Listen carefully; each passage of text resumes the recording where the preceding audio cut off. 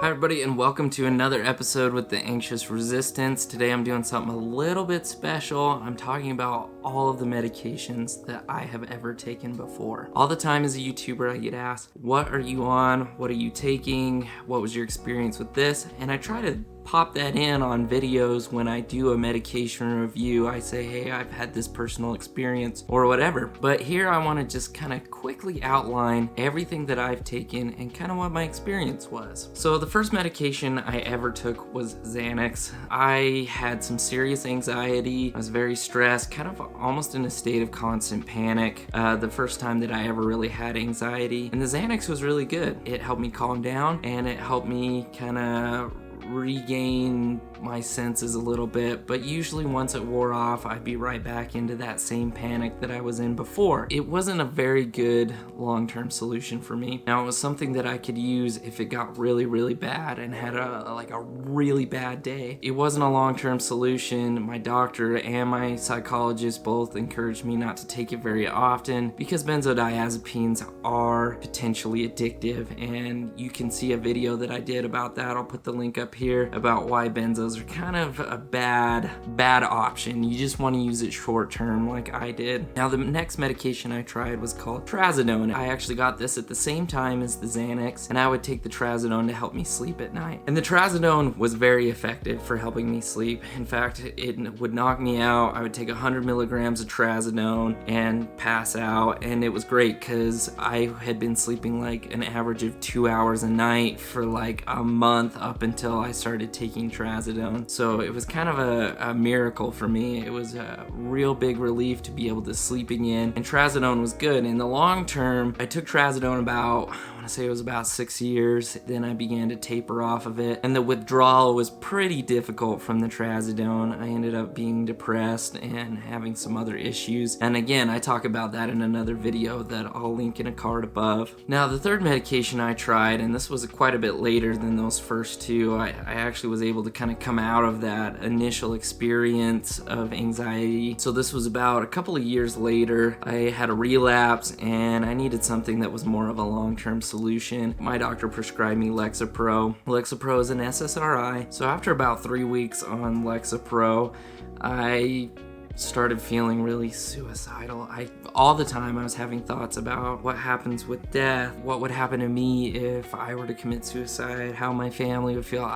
I was wrapped up in all of this all the time, and so it was a really difficult experience for me. It really freaked me out. I didn't know what was going on. I thought it was me. I thought my condition was worsening really fast, but it turns out it was actually the medication. So after about a week off of the medication, I felt back to normal. So Lexapro was not a successful experiment for me. Now the next medication I tried, which was probably another year or so after the Lexapro, was Wellbutrin. I didn't do medications for a while because I had reacted so poorly to the Lexapro. My provider just thought medications just aren't a good option. Let's try just full therapy for a while. And so I did that. I did get better, but then relapsed a third time. So I needed something. I really, at this point, I was convinced that the chemical imbalance in myself and my mental health was needing medication. I needed medication. So I tried Wellbutrin. I've been on Wellbutrin I think about 10 days. I started having like itchy, tingly sensations all over my body. I also started having joint pain, which turned out to be kind of a theme for me taking medications. I'd get that side effect fairly often after this. So I was only on Wellbutrin I think maybe a couple of weeks and failed that one. Didn't feel any better on it, and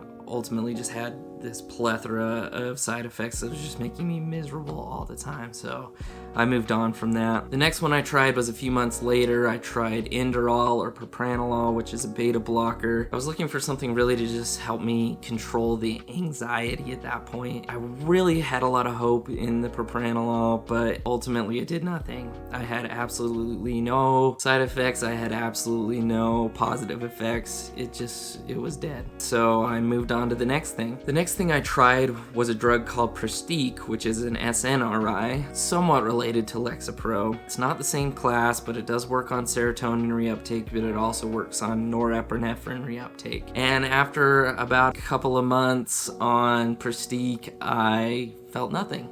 It didn't change anything in my condition. I didn't feel better. I didn't feel worse.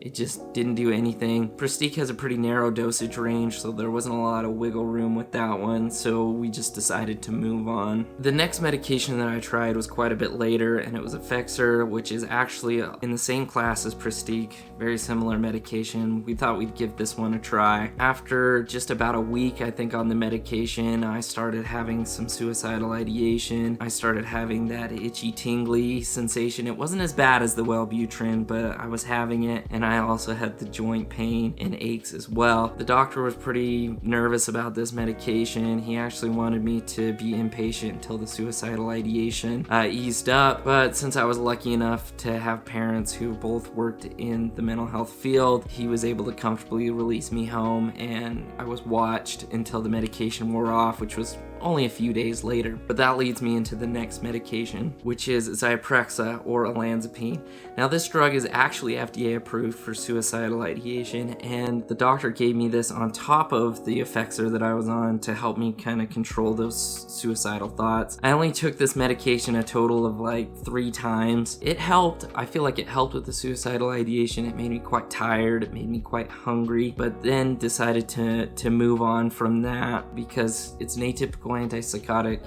It has a lot of side effects. It was good to help in the short term, but not a long-term option. Now, the next medication I tried was Lamictal, or lamotrigine. Now, this is actually an anti-epileptic drug, so it's used to treat seizures, but in a lot of cases it's used to treat bipolar disorder, bipolar depression. It's classified as a mood stabilizer. My doctor had hopes that this, since it was kind of in a whole different category than other things I tried before, that I might have some success. Lamictal was a long experience for me. We started low on the dosage spectrum, 25 milligrams for a month, and raised to 50 for a month, and 75 for a month, and 100 for a month. So it was a long time. And each time we raised that dose, I had some new side effects. I particularly had joint aches and pain, and I also had kind of some issues with my vision, some blurry vision. I had a little bit of relief from it. Once I got up to about 50, 75 milligrams, I felt a little bit of relief from my depression. I felt my mood lift a little bit. And so I ended up staying on Lamictal for a while because I hadn't had anything up to that point that was helping me. To have Lamictal on board to help just minimally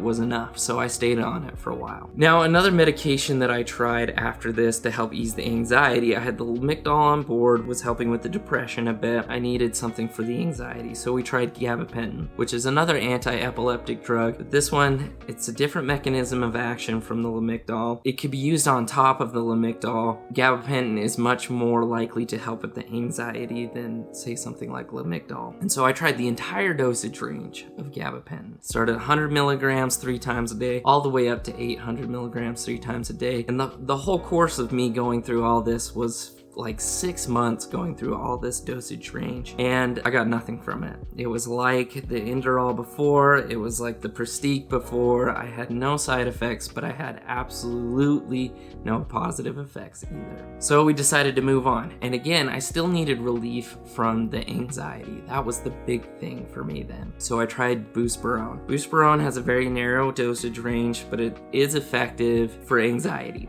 It is helpful and it is a proven medication, but I got nothing from it. I got absolutely nothing from Buspirone. Again, we moved on. At this point, I was getting pretty discouraged and I started kind of really thinking out of the box.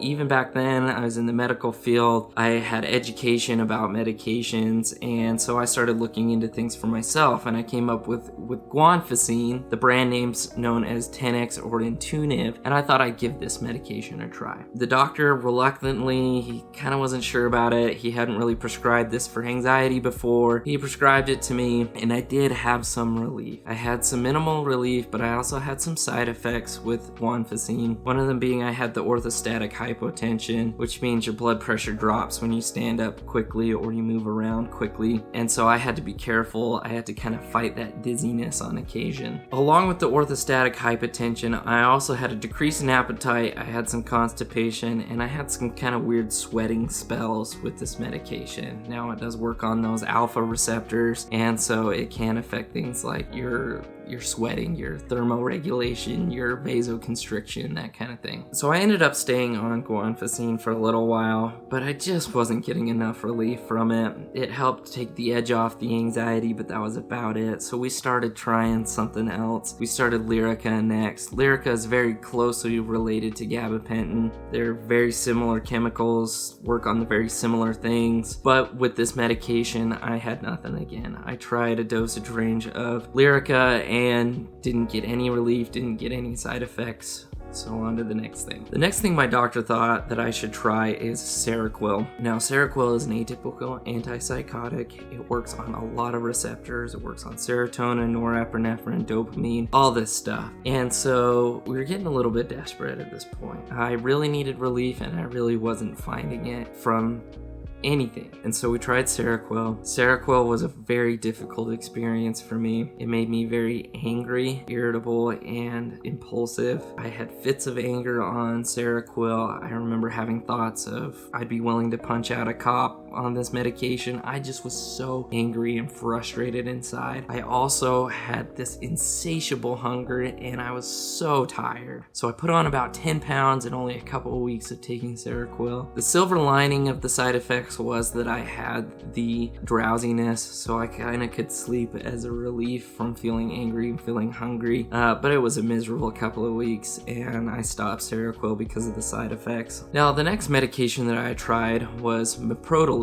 which is a tricyclic antidepressant, and it has a lot of actions on norepinephrine. So I'd failed medications in the past like Wellbutrin that work on dopamine. I'd failed other things that worked on dopamine like Seroquel, and I'd failed a number of antidepressants that work on serotonin. So I thought, okay, well, why don't we try something that works on norepinephrine, a different neurotransmitter? Maybe I'd get some relief from this. I had a miserable experience because I had just had this super big increase in heart palpitations. So my heart was just beating and I could just feel it in my chest all the time, and I felt kind of anxious. And looking back on it, an increase in norepinephrine could definitely do that. And so ultimately I quit the medication because of that. And I also had no relief from my depression from this medication. Now, next in my mental health journey, I was having some difficulty sleeping, so we ended up trying a couple of things for sleep. I tried Ambien, I tried Lunesta, both of which I had the same experience with. They both didn't help me sleep at night, and they both made me tired throughout the day, so they didn't help at all with the sleep, so we moved on. Now, this part of the journey is where things kind of take a turn a little bit. I started Paxil, which is an SSRI, so we've come full circle here. We've come all the way back to the SSRI medications like Lexapro that I had that horrible experience with, and we thought, okay, let's try this. Let's just see what happens. It's been years since I was on the Lexapro, so brain chemistry changes over time. I might react differently. So we go for it, and at first I feel a little bit depressed in my mood, but then the longer I was on it, the better I felt, and my mood began to lift. But the problem with this is I felt very tired on Paxil. Paxil made me sleep a lot, and so it wasn't a viable option, although I did have some relief from it. But it was good news because I was on an SSRI and I wasn't having suicidal ideation from it. So it kind of opened the door to try those kind of medications again. So the next medication I tried was Prozac, which is a very old, very well-known medication. It's been around for 30 plus years, and my doctor prescribed this. We were cautious. We started the dosage low. We moved up slowly. I worked all the way up to 50 milligrams, starting in 10 milligram increments. Each time we raised the dose, I had issues with muscle and joint aches, and they were pretty severe. At least for the first few days when I'd up the dose, sometimes it would be hard to get out of bed. It'd be hard to walk upstairs because I was in a lot of pain. But I was desperate.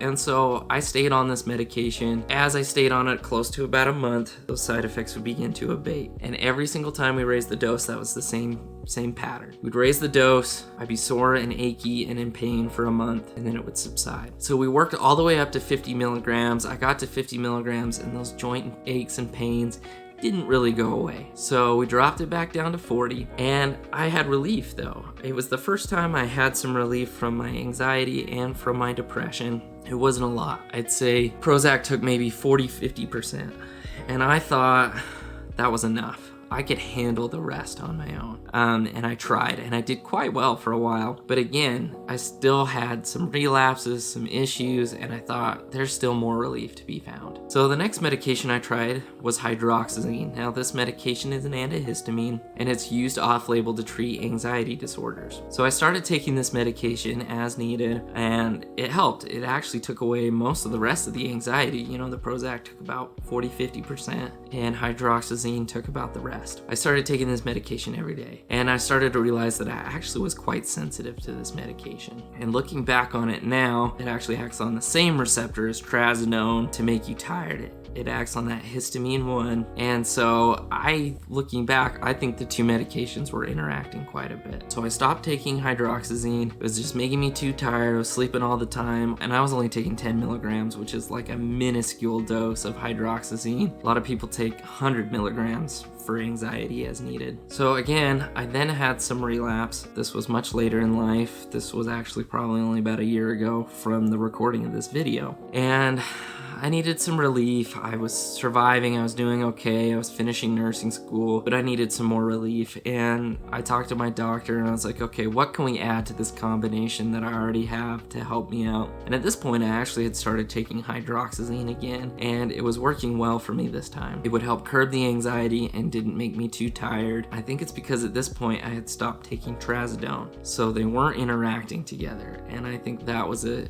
big success for me. So my doctor thought, okay, what can we add to your current regimen? And so we added Abilify, which is an atypical antipsychotic. It's a little bit newer than a lot of them. It's a partial agonist on that D2 receptor, and so it works without having quite as many severe side effects as the other atypicals do. I started on 2 milligrams. I was only on it for a few days before I started feeling better. After a few weeks, I started feeling really tired from 2 milligrams, thought it was too much. We cut that dosage back, and I ended up having some withdrawal and kind of struggling there for about a week. But after that, I felt fine. Since then, I've been taking Abilify. So just to wrap up, here's what I'm on now. I take Abilify 1 milligram. I break 2 milligram doses in half. I take that on top of 40 milligrams of Prozac, and I also have Hydroxyzine that I take occasionally as needed. As well, I've added some supplements over time. I take L-methylfolate, which is the same thing as Deplin, and I also take Benadryl to help me sleep, no longer take Trazodone, and I also take melatonin to help me sleep along with the Benadryl. So it's been quite a medication journey. I've tried a lot of different things, and it took a long time. I'm talking years. I'm talking 10 years up to this point, beginning to end. It's an experience that's ongoing, and you always try to find what's best for you. There's new things that come out all the time. You may have different life circumstances, but I feel the most stable I've ever been. I'm the happiest I've ever been. I'm in a good place in life, did very well in my education, and I'm doing very well in my personal life. I owe a lot of that to the success that I've had with medications, and it took a long time. So don't give up, keep trying. That's part of what we do here at the Anxious Resistance. I want to teach you guys about all these different things so that you know what your options are. A lot of doctors may not even know some of these things, but you can find relief. It just takes time, and it takes a little bit of education and a little bit of advocating for yourself. So thank you so much for watching this video. If you made it this far, you're a real trooper. Thanks so much for being part of the Anxious Resistance. I appreciate you guys. I appreciate all that you do, and thanks so much for making this content happen. Thanks. Bye.